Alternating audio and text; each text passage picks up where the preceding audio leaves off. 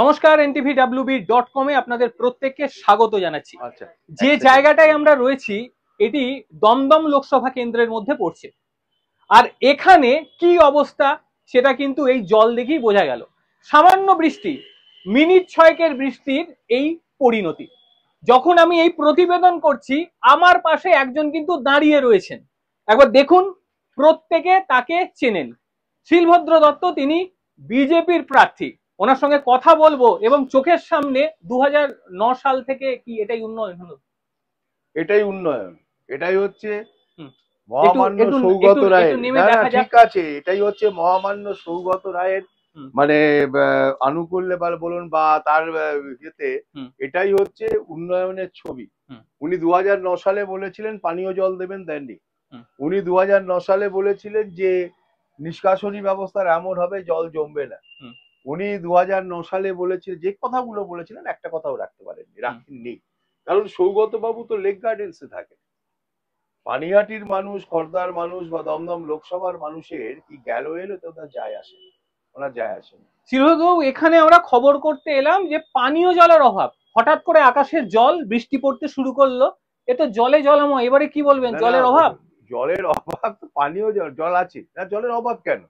সৌগত বাবু তো জলেতেই বিয়ে করেছেন। সৌগত বাবু তো সুইমিং পুলে নেচে ইয়ে করেছেন, যে সুইমিং পুলে সাঁতার কাটছিলেন সেটাও তো জলেই ছিল। কারণ মানুষ জল খেতে পাক আর না পাক, মাননীয় সৌগত রায়ের সুইমিং পুলে এটা বন্ধ হয়নি, এটা তো ছিলই, এটা তো আছেই। সুতরাং সেদিক দিয়ে দেখুন, এলাকার মানুষ দেখছে, এলাকার মানুষ অনুভব করছে। একটু আগেই আপনি যদি অমরাবতী অঞ্চলে যান, সেখানে স্কুল ছুটি হয়েছে, বাচ্চাদের গিয়ে দেখুন হাতে জুতো নিয়ে বাচ্চারা বেরিয়ে বাড়ি যাচ্ছে। সৌগত বাবুকে যদি জিজ্ঞেস করা হয় বলবেন না সব ঠিক আছে। একটা কতক্ষণের বৃষ্টি, দীর্ঘদিন, মানে বোধহয় 1-1.5 মাস 2 মাস পরে বোধহয় বৃষ্টি হলো, 5-7 মিনিটের বেশি হয়নি, 5-7 মিনিটের বেশি বৃষ্টি হয়নি। সেই বৃষ্টির জলে ড্রেনের জল, রাস্তার জল এক হয়ে গেছে। এই তো অবস্থা হচ্ছে দমদমের, এই অবস্থা হয়েছে। আচ্ছা, আপনি প্রচারে বেরিয়েছেন, আপাতমস্তক পুরো ভিজে গিয়েছেন, আপনি যাচ্ছেন সাধারণ মানুষের সঙ্গে, তাদের সঙ্গে কথা বলছেন, সব মিলিয়ে তাদের কি বক্তব্য আজকের এই পরিস্থিতি নিয়ে? সব মিলিয়ে তাদের কি বক্তব্য? ওনারা এটা এটা এটা দেখুন, এদের তো বলার কিছু নেই। এটাই এই অঞ্চলের মানুষের, এটাই এই অঞ্চলের মানুষের সব থেকে বেশি কষ্ট। ভেতরের দিকে যদি ঢুকে যান দেখবেন আরো জলের ইয়ে আছে, আরো বেশি জল হয়েছে, আরো বেশি জল জমেছে, এবং এটা প্রতিদিন প্রতিনিয়ত জমে। এখানকার মানুষকে করতে হয় কি, হাতে করে প্লাস্টিকে করে জল নিয়ে আসে, নিয়ে এসে এখানে পা ধোন, ধুয়ে গাড়িতে ওঠে। এই যে ছেলে মেয়েরা স্কুল থেকে যাবে আসবে, তাদের এই জলের মধ্যে দিয়ে যেতে হবে, এটাই এখানে আছে, এবং এটাই চলছে, এটাই স্বাভাবিক হয়ে গেছে এই অঞ্চলের মানুষের কাছে।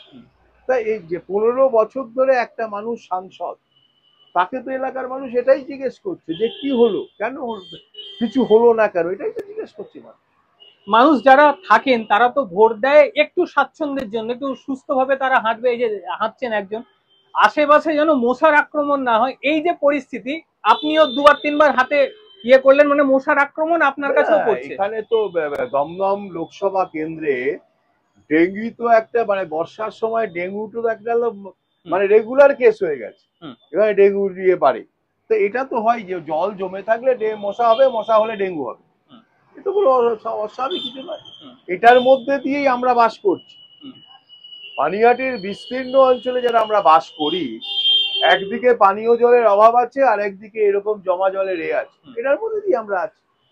কি মনে করছেন, আপনি তো এখানকার বাসিন্দা, মানে এখানেই বড় হয়েছেন, এবং আর একজন তিনি বাইরে। একটু আগে আপনি বললেন যে এলাকায় যারা থাকে তারাই যন্ত্রণা বুঝবে, আজকে আপনি যন্ত্রণা পেলেন, এলাকার মানুষজনের কাছে যাচ্ছেন, তাদের ঠিক কি বক্তব্য? তাদের বক্তব্য, তারা এই জিনিসটা দেখতে দেখতেই তাদের চলছে, তারা এই জিনিসটার মধ্যেই দীর্ঘ, আজ থেকে তো নয়, এই পরিস্থিতিটা সিপিএম এর আমল থেকেই চলছে, এখনো চলছে। এটাই যেন একটা ইয়ে হয়ে দাঁড়িয়েছে, মানে কি বলবো, এটাই যেন একটা স্বাভাবিক ঘটনা হয়ে দাঁড়িয়েছে। এটা তো এই অঞ্চলের মানুষ তো এটা তো ইয়ে করছে, দেখছেনি, এটা তো আছে, এটা কিছু করার নেই। যতক্ষণ পর্যন্ত না এদের পরিবর্তন হচ্ছে, যতক্ষণ পর্যন্ত না সত্যিকারের কাজের মানে কাজ করার ইচ্ছেটা না আসবে, ততক্ষণ এই জিনিস চলবে।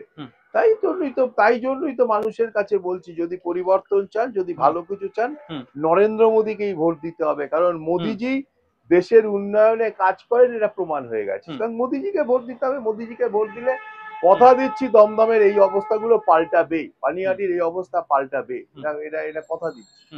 এর মধ্যে একটা চিত্র আপনাকে দেখিয়ে রাখি, দেখুন এই বৃষ্টি পড়ছে, ছিটে ফোটা বৃষ্টি, তার মধ্যে প্রার্থী রয়েছে এবং আশেপাশেও কিন্তু প্রচুর মানুষজন তারা দাঁড়িয়ে রয়েছেন, তাদের সঙ্গে কথা বলছেন।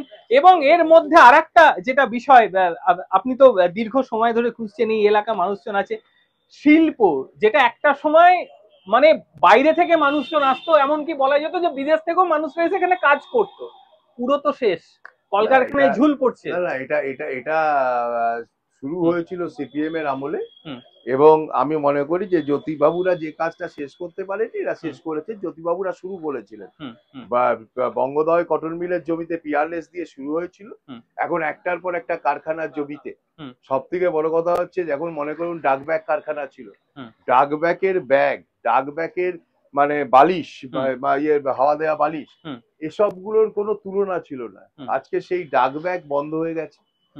বাসন্তী কটন মিল, যে গতকালই রবীন্দ্রনাথ ঠাকুরের জন্মদিন গেছে, আমরা বিরাট করে পালন করছি, রাজ্য সরকারও পালন করেছেন, কিন্তু রবীন্দ্রনাথ ঠাকুরের স্মৃতি বিজড়িত বাসন্তী কটন মিল এবং চিত্তরঞ্জন দাসের স্ত্রী বাসন্তী দেবীর নামে নামাঙ্কিত বাসন্তী কটন মিল বন্ধ হয়ে পড়ে রয়েছে। সরকারের কোনো হুঁশ নেই। সেখানকার মানে কয়েকশো কর্মচারী তারা বেকার হয়ে পড়ে আছেন, তাদের অবস্থা খারাপ, সরকারের কোনো হুঁশ নেই, সরকার কাজ করছে। আজকে একটার পর একটা কারখানার জমিতে তো এগুলো হচ্ছে, এগুলো চলছে। সুতরাং বিষয়টা হচ্ছে এটাই যেন এই অঞ্চলের দমদমের স্বাভাবিক ঘটনা হয়ে দাঁড়িয়েছে। তা তো এর মধ্যে আপনাদের মনে হতে পারে হয়তো অতিরঞ্জিত করছি, মানে প্রার্থী জলের মধ্যে দাঁড়িয়ে রয়েছেন, কিন্তু বাস্তব চিত্রটা আপনাদের বলি, দাঁড়াবার জায়গা নেই। বয়স্ক মানুষ, উনি কিন্তু, আমি বলেছিলাম যে কোনো ঘরে যদি করা সম্ভব হয়, কিন্তু তিনি বলেছেন না, বাস্তবে আমি মানুষের কাছে পৌঁছবো। উনি কোথায় দাঁড়াবেন আপনি একবার দেখুন, আশেপাশে গুলো আমি দেখাবার চেষ্টা করছি কি পরিস্থিতি, কোন জায়গায় পা দেওয়ার মতন কোনো অঞ্চল কি রয়েছে? অর্থাৎ পুরো জায়গাটা জলে ভর্তি, যে কারণে এই বয়সে শিলভদ্র বাবুকে প্রচার করতে হচ্ছে এই রকম রাস্তার মধ্যে দিয়ে, অর্থাৎ মাটির মানুষ। এর মধ্যে আরেকটা বিষয় আপনার সঙ্গে আলোচনা করব, ছোট ছোট ছেলেরা আপনার সামনে দিয়ে এটার উপর দিয়ে হেঁটে গেল, তাদেরকে সাইকেল দেওয়া হচ্ছিল। এবারে বলুন, সেই সাইকেল যাওয়ার মতন পরিস্থিতি নেই। এখানে সাইকেল কারখানারও কিন্তু বহুবার কথা হয়েছে যে সম্ভব, সেটাও তো হলো না। সে সাইকেল তো কি আছে, ওই সাইকেলই তো আবার চুরি করে বাংলাদেশে বিক্রি হচ্ছে। একদম, সে ছবিও দেখানো হয়েছে। সাইকেলটাও দেয়া হচ্ছে, একদিক দিয়ে সাইকেল দিচ্ছে, সেদিক থেকেও কমিশন হচ্ছে, সাইকেলটা চুরি করে বিক্রি করার তো কমিশন আছে। সেটাও তো একটা শিল্পের জায়গা হতে পারতো। চুরি না, এখানে তো সব থেকে বড় শিল্প চুরি, এখানে সব থেকে বড় শিল্প বোমা, এখানে সব থেকে বড় শিল্প হচ্ছে সন্ত্রাসকে বাড়ানো, তো সেই শিল্প চলছে। সুতরাং এখানে তো এ রাজ্যের সবটাই দুর্নীতিটাই এ রাজ্যের সব থেকে বড় ব্যাপার, এবং দুর্নীতি করে তুমি কত বড় লোক হবে এটাই ঠিক করা।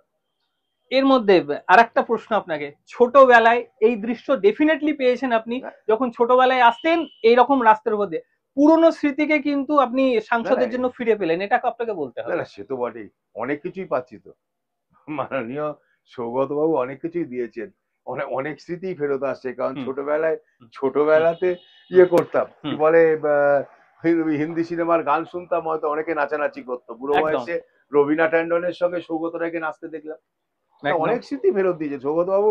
কম স্মৃতি ফেরত দেয়নি, রবিনা ট্যান্ডনের সঙ্গে নাচ ফেরত দিয়েছেন, ওই বিশাল চেয়ারায় ওই ইয়েতে সুইমিং পুলে সাঁতার কাটতে গিয়ে। কারণ আমাদের এখানে আরেকজন নেতা ছিলেন, তিনি মনোরঞ্জন করতেন, ভিডিওতে ইয়েতে মোবাইলে ফেসবুকে রেগুলার লাইভ দিতেন, আমরা আনন্দ পেতাম।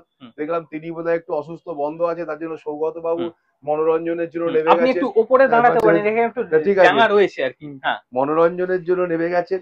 সুতরাং এই বিষয়গুলো সৌগত বাবুর কাছ থেকে মানুষ অনেক কিছুই পেয়েছে, কিন্তু আসল কাজটা হচ্ছে উন্নয়ন পায়নি মানুষ। এখানে দাঁড়িয়ে এলাকার উন্নয়ন মানুষ দেখেনি, বেকার ছেলেরা চাকরিও পাচ্ছে না, কারণ কারখানার জমিতে আর কারখানা হচ্ছে না, এগুলো চলছে। দিল্লিতে গিয়ে সবার প্রথম কোনটা আপনার মনে হচ্ছে এলাকার জন্য করাটা উচিত আপনার, এই এত বড় লোকসভা যেটা করব সেটাই তো প্রথম করা হবে। সুতরাং দিল্লিতে পৌঁছতে পারলে সেখানকার পরিস্থিতি বুঝে যে কাজগুলো করার দরকার সব কটা কাজই হবে, 5 বছরের মধ্যে এই কাজ হবেই, এবং এটাই মোদিজির গ্যারেন্টি। একদম শেষ প্রশ্ন আপনাকে, গোটা জায়গায় আপনি ঘুরছেন, বিভিন্ন জায়গার খবর আপনার কাছে আসছে, পশ্চিমবঙ্গের এই যে মুহূর্ত, 3টে স্টেজ কমপ্লিট হয়ে গিয়েছে, 4র্থ স্টেজ আসছে, কি হতে পারে? এতদিনের আপনি জীবনে রয়েছেন, প্রতি ক্ষেত্রে আপনি পুরো পদক্ষেপ কে কিভাবে নিচ্ছে, কোন রাজনৈতিক দল ঠিক কি রকম, সবটাই আপনি জানেন, কারণ আপনার চুল পেকে গিয়েছে বয়স দেখতে দেখতে। কি বলবেন শেষ মুহূর্তে মানুষকে? না না, মানুষকে বলবো, মানুষ উন্নয়ন চাইলে মোদিজিকে চাইতে হবে। মানুষ যদি দুর্নীতির বিরুদ্ধে লড়তে চান, বিজেপিকে চাইতে হবে। মানুষ যদি সন্দেশখালির ঘটনার প্রতিবাদ করতে চান, বিজেপিকে চাইতে হবে। মানুষ যদি সত্যিকারের এই বিস্তীর্ণ এলাকার পশ্চিমবাংলার উন্নয়ন চান, বাংলাকে আবার সেই পুরনো সম্মানের জায়গায় যদি ফিরিয়ে নিতে চান, তাহলে বিজেপি সরকারকেই আনতে হবে, মোদিজিকেই আনতে হবে। কারণ মোদিজি একমাত্র গ্যারেন্টি রাখেন এবং কথা রাখেন। সুতরাং বা বিজেপিকে ভোট দিতে হবে, পদ্মফুলে ভোট দিতে হবে। এবং কথা দিয়ে যাচ্ছি, বিজেপি জিতলে, মোদিজি ক্ষমতায় আসার পরে এই সমস্যাগুলো মিটবেই মিটবেই মিটবে। একদম ব্যস্ত সময় পুরোপুরি ভিজে রয়েছেন, তার মধ্যে সময় দেওয়ার জন্য অশেষ ধন্যবাদ। একেবারে সরাসরি আমাদের সঙ্গে ছিলেন দমদম লোকসভা কেন্দ্রের বিজেপি প্রার্থী শিলভদ্র দত্ত। প্রত্যেকে ভালো থাকবেন, সুস্থ থাকবেন, আবারও দেখা হবে আপনাদের সঙ্গে অন্য কোনো ভিডিওতে। ততক্ষণের জন্য নমস্কার।